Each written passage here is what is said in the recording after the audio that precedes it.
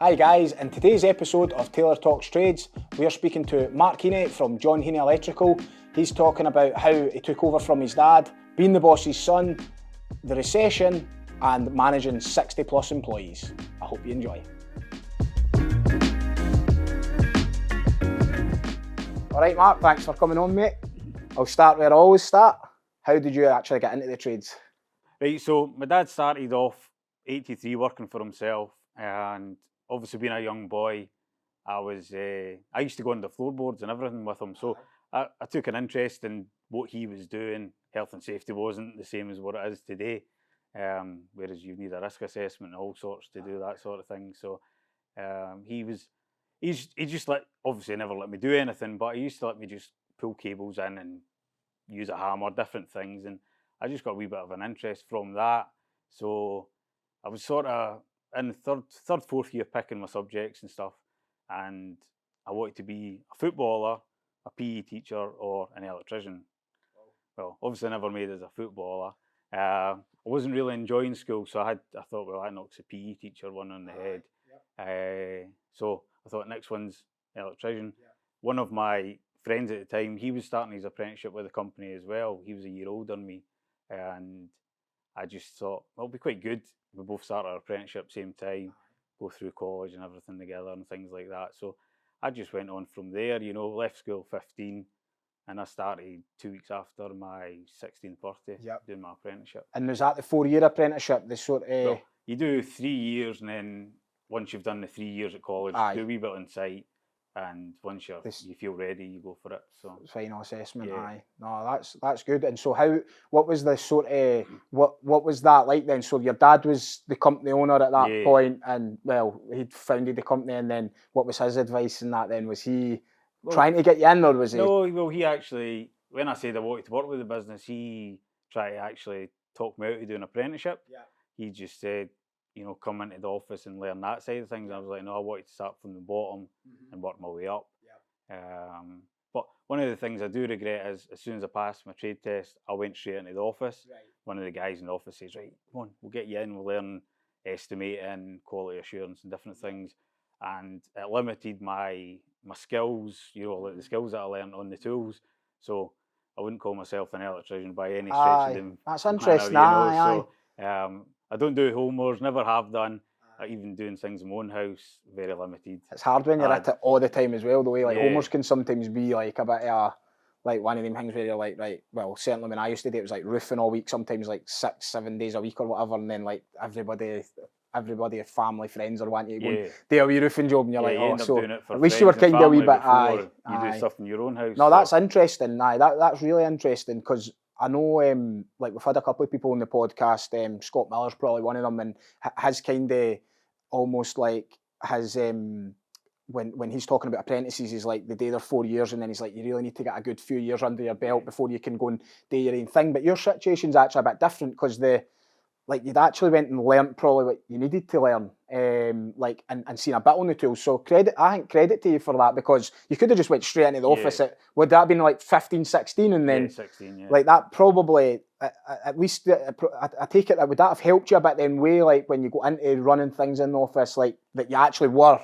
on paper an electrician. It helped with the estimating, for obviously pricing up jobs and stuff. I knew the basics, whereas if I'd went straight in from school, I wouldn't have known anything. So it certainly helped with that side of things. No, that's good. And so where does the journey go for there then? So that was the apprenticeship. Then you go into the office, and so you're learning the estimating and the pricing side of things. No, are you running teams of guys, or is that somebody else who's doing that? I was working under people. So we had a team of sort of 3 estimators at the time, and I was working with them, and one of the guys also looked after the quality assurance, so he started to show me that side of the business as well.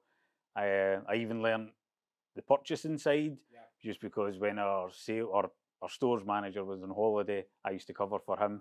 So that would be quite stressful, doing all the orders and things as well. So, I tried to learn as much as I could, different aspects of the business, so that I could take that next step in my journey. Yeah, and what was that next step? Where did you go after that? Well, once after quite a few years of doing estimating and quality assurance, I sort of became commercial director. The problem was it wasn't a defined role as such. So I knew that wouldn't be long term. We also had another business at the time, which was Advanced Technical Solutions, which was a mechanical business, which my dad and I owned that company, and I ran that as well as doing my commercial stuff for Heaney's. And then over the years, both companies started doing a lot of work together, and it just made sense to integrate the two companies. So back in sort of 2015, we bought ATS effectively and brought it all under one roof. So after about a year, just over a year and a half after that, I became the managing director at Heaney's. Basically, we had a boardroom and an office that my dad used. It was looking a bit dated, a bit tired. So was my dad. And so I decided I'm going to give it a refurb. Got rid of all the furniture and said, Dad, this is a boardroom. You can sit in the house. You're out. I was like, it needed to happen for myself and for him, because he wanted to retire. He still owns the business at the moment, but he wanted to retire, and I thought the best way for that to happen would be for him to sort of do it gradually. He didn't have an office or a desk to come into. My dad's like a bull in a china shop. He can't sit still. He's always wanting to be on the go. So that was it, the first step, and it worked. So like I say, it'll be 6 years ago since I took over. And did he take a lot of convincing? Like, did you need to really say to him, look, or was he already kind of? He was all right with that. Yeah, he was quite happy. I mean, he would come in now and again just see people or whatever. But no, I think he needed that as well. So it worked in his favour.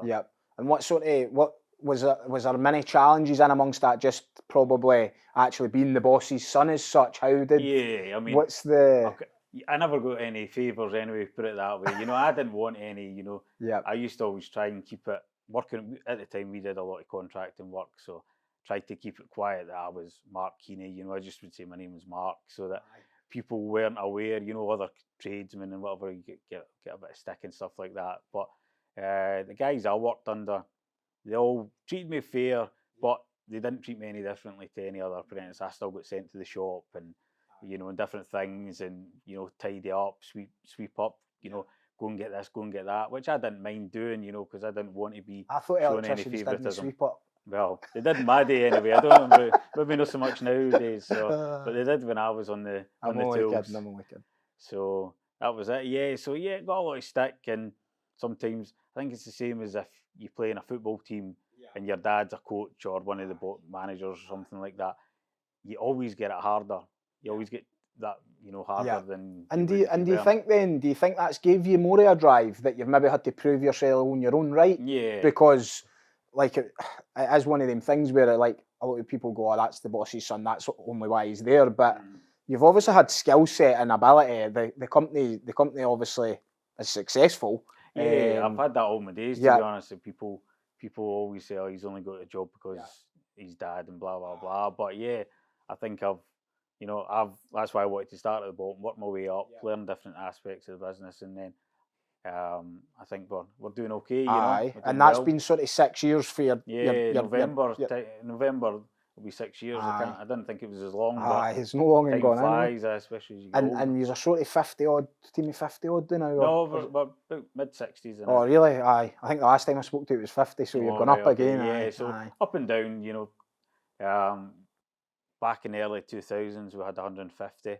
That's because we were doing school projects, and had a plumbing and heating side. But you get problems along with 150 people. I can imagine. So do you feel this is a bit more manageable then? Yeah, definitely. Aye. Yeah, we're happy where we are. We'll probably grow a little bit.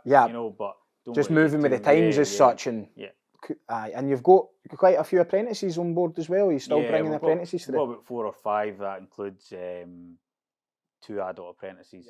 We've got another 2 apprentices starting Monday, actually. That's brilliant. Apprentices. Brilliant, aye. And so you keep that going kind of every year, and that's what your growth will maybe be, right? Bringing another couple of them. We always tend to bring on 1 or 2 apprentices each year. We actually used to do 3 or 4, because there used to be 2 college intakes, but that got scrapped a few years back, so it's only 1 again. We've kind of had the same similar issues. It was like we were trying to send 2 or 3, and then it was different colleges, so we tried to do it quite strategically, because it is like we've probably a staff of about 30, but 20 odd on the tools, and it's like if they're away all at the same time, it's quite difficult, because these apprentices, they're a big part of our business. And what ended up happening was, I think this was last year, but because of COVID and everything, the classes were all over the place, and they basically said, look, they'll all be away at the one time, and we couldn't send anybody last year. So that was quite a big blow for us, because we've always kind of tried to send the apprentices and keep them coming through, but we're back to it now and getting things going off in the right direction. But that's good that you're doing that, because there is obviously a skills shortage, and you'll be playing a big part in making sure that the gaps just bridged that wee bit. You've got the older guys that are going to retire, and you've obviously got to fill those gaps, skill sets and stuff. It's not easy. Aye, and so your kids, what are they going to do, an apprenticeship or? No, well, my 15-year-old, he's just starting S4 this month, so he's never shown an interest in working in this industry. Whereas I did when I was a kid. I used to enjoy working with my dad and going under floorboards and working in houses and different things. Whereas my son, if I asked him to help me with a light, he would probably tell me where to go. So the generations are changing a bit. Definitely. I mean, he sort of said, well, you've done it, and I says, but I don't want you just following my route just for the sake of it. I want you to do something that you enjoy. A few years ago, he wanted to be in the police force, and then because you had to work shifts, weekends and things, he was like, I don't want to do that. So at the moment, he doesn't know what he wants to do, and I've said, you've not got an interest in being an electrician. I said, so why would you want to go and do 4 years as an apprenticeship? I says, that's not the right move. I says, it's different if you want to go down a business management route and things progress, and he maybe could come into business in a different avenue. That's different, but he doesn't want to be an electrician. So whereas it was something that interested me at the time.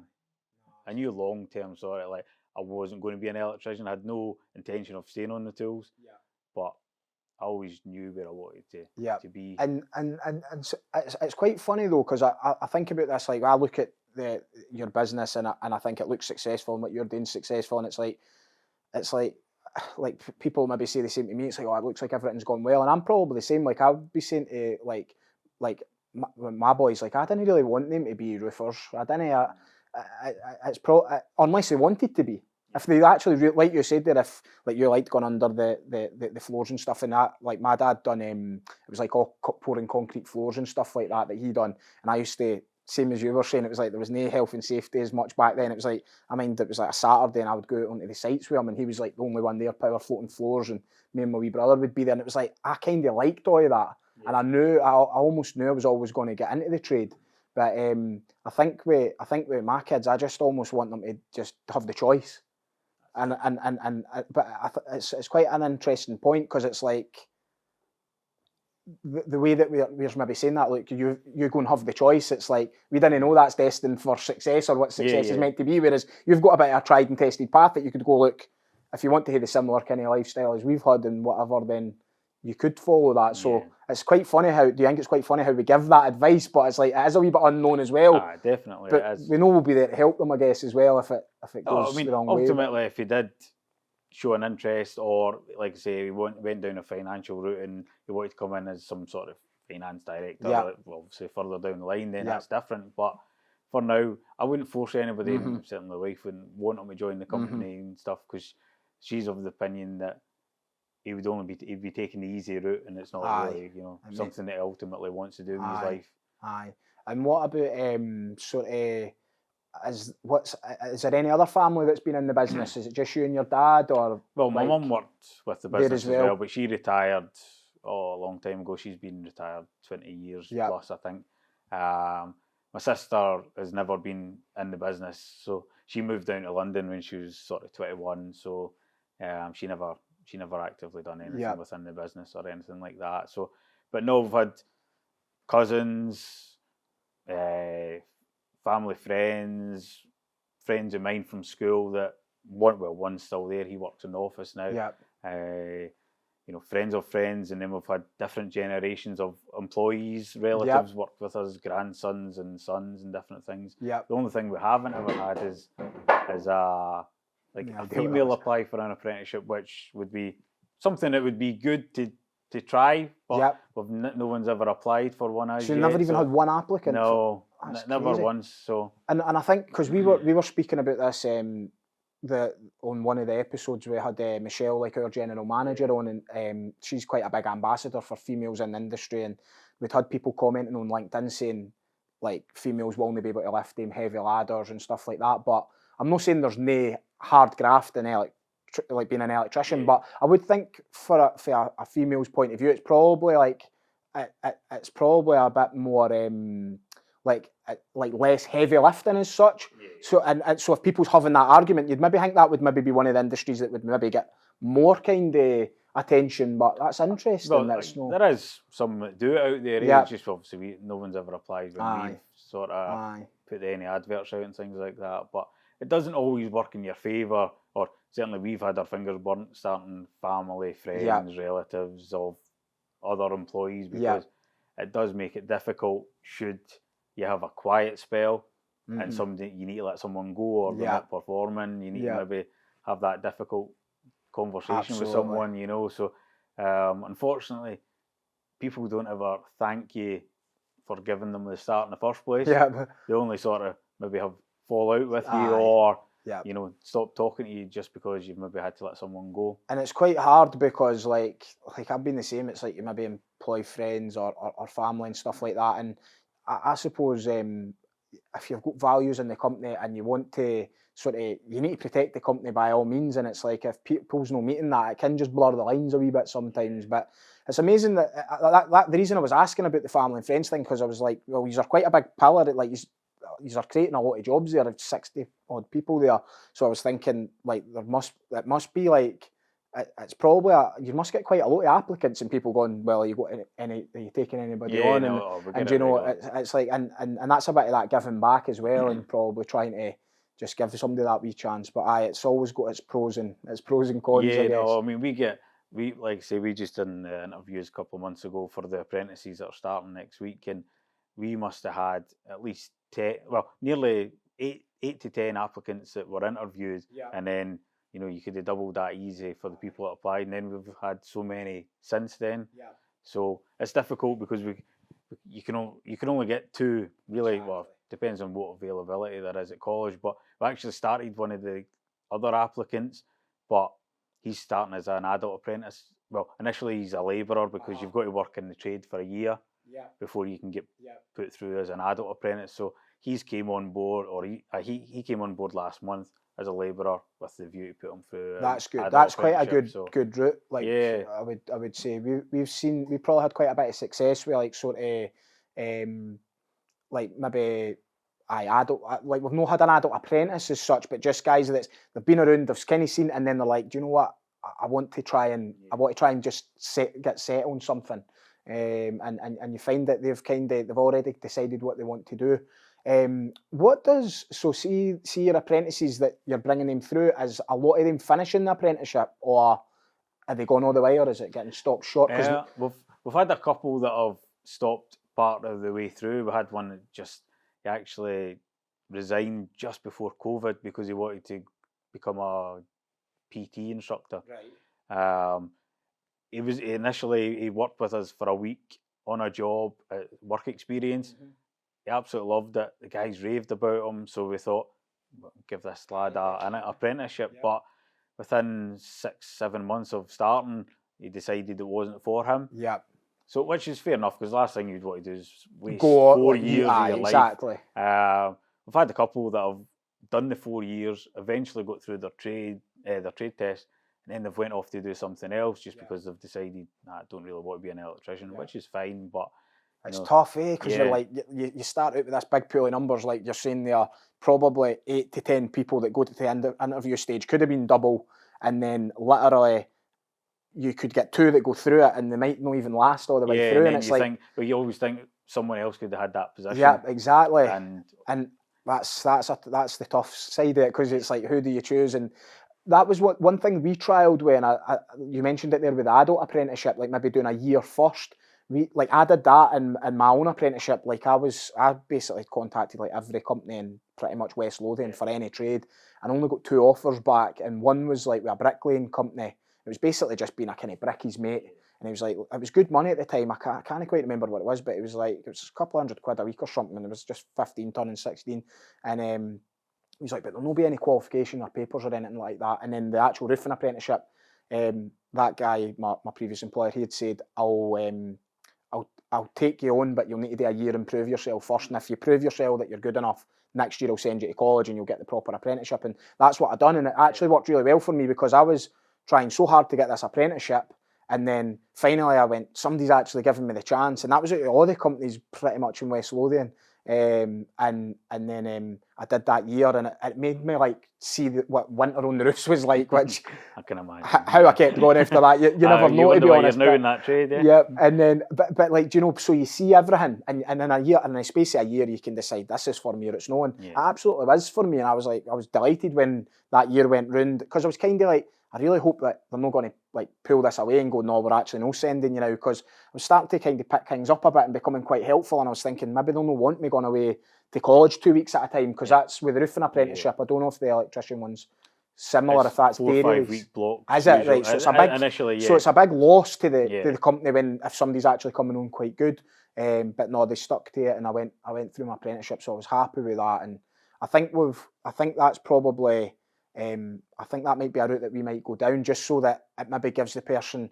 I think that the downside for the apprentice would be that it's going to take them an extra year to qualify, but it just gives them a year to go, is that really for me? Because like you said, a lot of the like your boy, even 15, 16, he's not really sure what he wants to do. So diving into apprenticeships maybe not the best thing. Because 4 years is a long time. Yeah, definitely, and you could miss out on quite a lot, you know. Yeah. So you've got to be 100% certain that's what you want to do with your life. Definitely.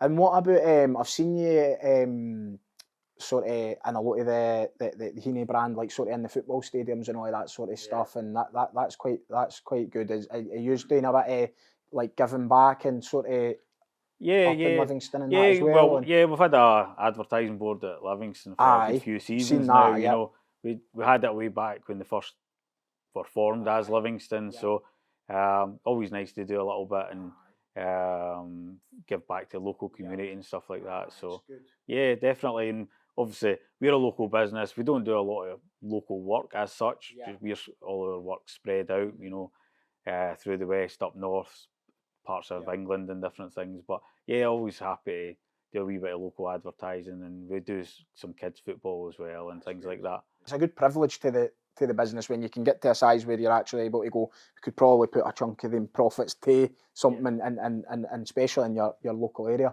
What see the terms of work what yous kind of do then, so it's not like going and changing a couple of light bulbs and stuff, do you know, it's like yous are a lot more sort of commercially. What kind of stuff is it yous doing? Who is it yous maybe kind of would work for, or what's the type of? Yeah, all our work's industrial, commercial. Yeah. We don't do domestic. Done that years ago and it was just a nightmare for us. But majority of our work's either for large FM companies or end client.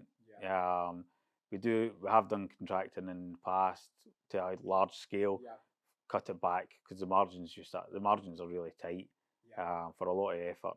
So we concentrate on client direct work and working with some of the big FM companies. So, and we've had a number of our clients we've had for, you know, some of them are 30 years. So we must be doing something right, you know, if we're still in there, you know. And certainly, I mean, I've been with the business, it'll be 27 years next week. And yeah, some of them I worked as an apprentice and we're still getting work there and things like that. So yeah, no, it's good. So, and some of the companies we work with are blue chip companies and stuff, you know. So it's good to have. That's good to have on your list. Aye, and see, so like we're kind of getting to this stage of the now where like we're a good bit behind yous, but we're getting to that size where it's like you're starting to look at things and you're like, how are we buying stuff? And you're thinking about like procurement and all of that. Is that a transition that yous would have went through in the business where you went, we need somebody to really just focus on how we're buying stuff in and like, do you know, all the different bits, do you know? Yeah, well, Sam, he's been with us longer than I've been there, so he's been in our. He started out as a store manager, and then he became our purchaser. So he does all that, and he's great at it. So he'll get quotes in for the companies and different things, and he knows where we get better discounts from others, and he's on the ball, and he's got a good relationship with all the wholesalers and different things. So he does well. I just see we keep hitting these wee growth pains where it's kind of a wee bit above like just me doing everything now, and you're kind of going, oh, now that bit's opening up, and then you're like, a lot of our work is private work, so we've got the kind of estimators going out and doing that, and then now it's getting to the point you're like, we actually need somebody to manage them now, and then you're kind of looking over and you're like, we actually probably need a contracts manager rather than sort of the supervisors that we've got, and everything just starts to keep you need to wear many hats, coming up through the different levels, and it's trying to find the people to sort of like I'm a believer that if I put my mind to like one thing, I'll do it really well, but when you're kind of spread across it all, you start to go, I'm not doing it quite as well, so you try to fill these wee gaps as such. But is that sort of, would you say that's kind of been similar for yourselves, or was a lot of that kind of already in place when you came in? Yeah, we already had quite a large sort of staff base when I joined the company. I mean, we used to have more staff than we've currently got. Just because we did a lot more contracting. Crazy, so cut back to 60. But having like a QS, and we had projects director and other directors and other project managers within the business. But now we've got a couple of our directors. They start the job and they finish it. So they'll quote it and they'll order all material and stuff, and then we've got other people that will just solely estimate it. So we've got various people now, but I've been there myself when you're having to wear many hats, and you do think you're giving a bit part of yourself to each part, you know. So. And what's the sort of what's the next steps? Are you got a focus of where you're taking things, or is it maintain it as it's going? And I know you said grow it a wee bit, but well, we've been discussing this for a while now, but we're currently in the process of doing a sort of MBO, buying out my dad and my mum, who are still the largest shareholders within the business. So hopefully that will be concluded this year. It's something that's meant to have happened back in 2007, 2008. Then we had the crash, and just things got put in the back burner, and then we were going to do it again, and then COVID hit and stuff like that. So now is as good a time as any it's going to happen. So we're further down the line this time. So myself and two other directors will own the business between us, and the plan is to grow the company a little bit. We don't want to get too big, but we've got a younger team in place to hopefully take over from these guys when they retire. So you've got all the succession plans there, aye? Yeah, because they're planning to retire in 3.5 years' time. So I've got to have people there to step up to the plate. So and you'll be approaching 40 years now? Almost 40 years next year since the company was started. So we were incorporated in 1990. And the way you're talking, it's like you should see it going another 40 years because you're thinking about the succession plans and everything that comes off the back of it. No, I'll not be here in 40 years, that's for sure. I'll be retiring well before then. It always reminds me, like with my dad, I don't know, I've got a terrible memory, but one of the funny stories I remember about my dad was when he first started. He had a broken ankle, but he was up a set of ladders changing a light, and with a broken ankle. And I think it was probably winter as well at the time. But it's just the wee things that he used to do to keep the business going. When he was first starting up. So I've got the same sort of work ethic as my dad had, and I put in the hours so that we'll continue to grow and build for the future. That's good. And what about you mentioned there the sort of crash 2007, 2008. Would you have any advice for anybody that's maybe listening to the podcast about we're kind of in a recession or gone into a recession now? Is there any key kind of points that you took away from that you would maybe be able to share with anybody that would maybe help? Well, obviously the problem we had was the bank stopped lending at that point. So obviously if you're at that stage, it's quite difficult to take it to the next stage. But obviously if you've got those, ambitions and dreams, then just go for it. Just keep pushing. Yeah, I mean, it's like yourself, starting out, if you don't do it, you'll never know. Aye. And I think you've got to take risks in this world, especially in the business game. I mean, it comes with its pitfalls, Yep. but also it has its plus sides as well. You know, it's very stressful, as you know. Aye. But yeah, if you've got that ambition and drive, then you just go for it. Yep. You know, fair shout. Nah. Good stuff, mate. Thanks for coming on. right. Really appreciate it. Thank you. Brilliant.